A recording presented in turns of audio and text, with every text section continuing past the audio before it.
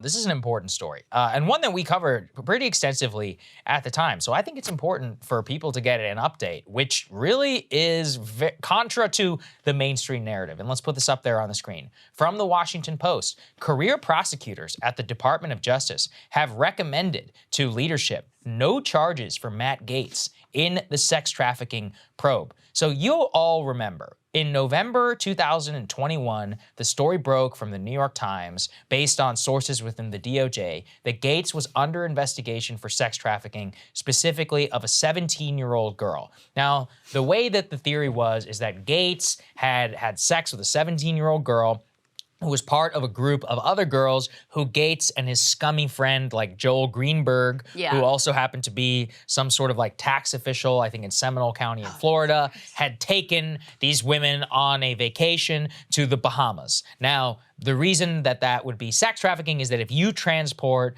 anybody who's under the age of 18 across state lines and out of the country for any purpose, basically, and you have sex with them, that is basically sex trafficking.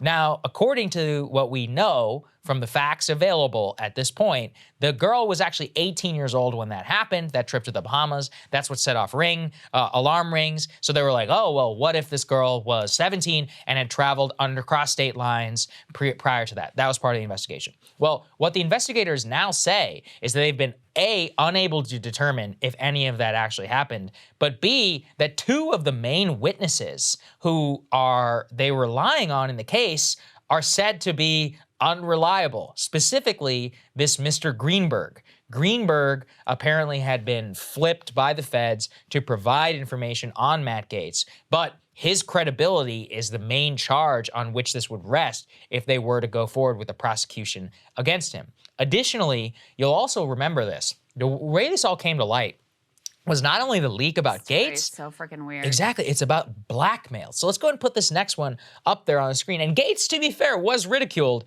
about this. It seems that he was correct, which is that there was, at the same time, there was a man named Stephen Alford, who was a real estate developer, who went to Don Gaetz, the father of Matt Gaetz, and said, you need to pay me $25 million or I'm going to expose your son as a sex trafficker, because Mr. Alford had somehow gleaned that Gaetz was under investigation for sex trafficking. Now, this was the counter. He said he could provide a pardon for Gaetz, right? He was claiming that he could get a pardon from President Trump. I don't know why some random real estate developer would be able to get a pardon and not Seems the like congressman. Gaetz might have a better connect. Whatever.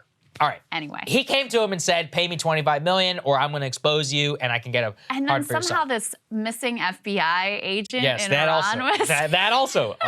He also said he had information based on that missing FBI agent. He was going to use Iran. the $25 million, not for himself, but to rescue this guy in Iran. Anyway, very confusing. It does turn out to be true. He was prosecuted. He was convicted of blackmailing Don Gaetz, and he has been sentenced last week to 5 years in prison for the attempted extortion of the congressman.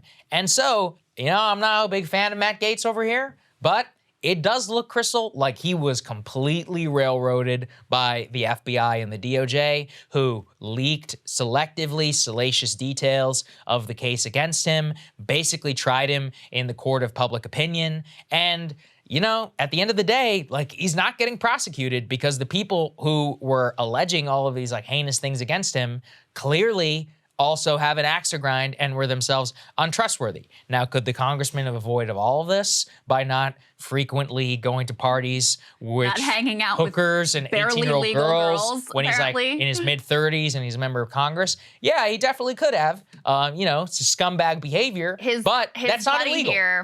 His good buddy here, Joel Greenberg, was indicted on sex trafficking of a child and financially supporting people in exchange for sex, at least if one of whom was an underage girl.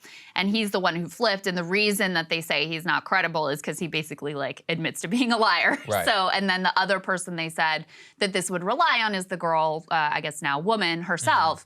And for reasons they don't get into, they say that she also had credibility issues. So one thing that's interesting to me is that the leaks about this came out during the Trump administration.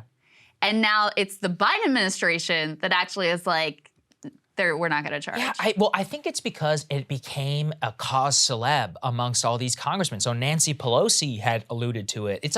Look, Gaetz is obviously an odious guy, right? And I think everyone, even his supporters, can admit that. And I actually think that relates to potentially why, because you see this with